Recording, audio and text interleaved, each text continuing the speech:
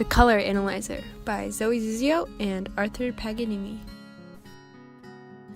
The project idea originated from the pictures of the colors of motion.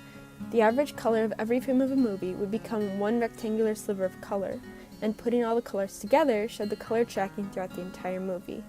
The above images show color trackings for both Aladdin and Avatar. Trying to replicate this idea would be extremely time-intensive and would be an unrealistic goal for the short project timeframe of a few weeks. The video processing power of the emulator plus the complexity of the project itself was simply unreachable. Our simpler alternative idea was to create a color histogram of a given photo that would produce a visualization for the ranges of color in the photo. The images display the end product of the color histogram portion, and the widths of each color represent how often that particular range of color appeared in every pixel of the photo. To calculate the widths, we created a color analyzer class.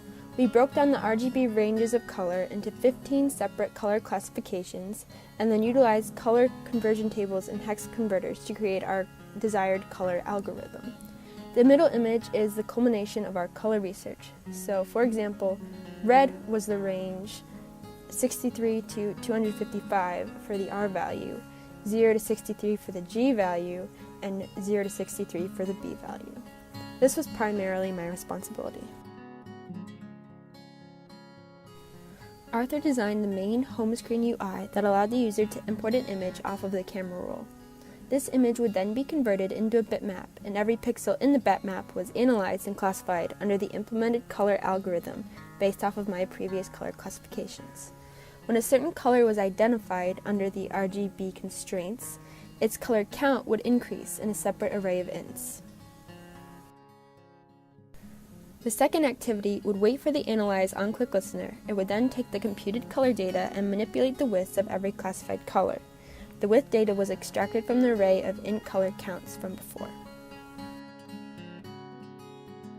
From our app, we learned about the idea behind intent and how it is used to indicate a new transition in activities, and how intent allowed us to parcel data from one activity to another.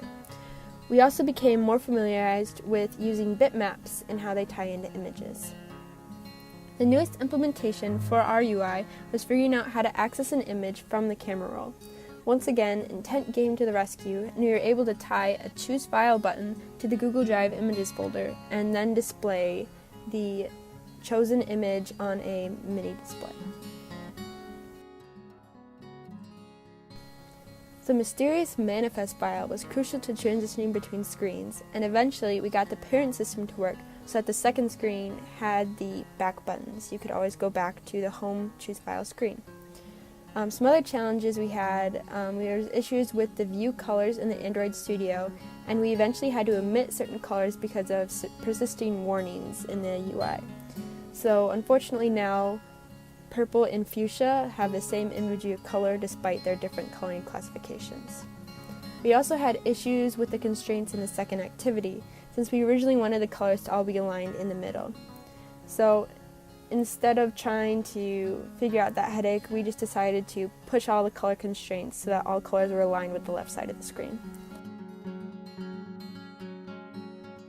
So here we're going to go ahead and run the app.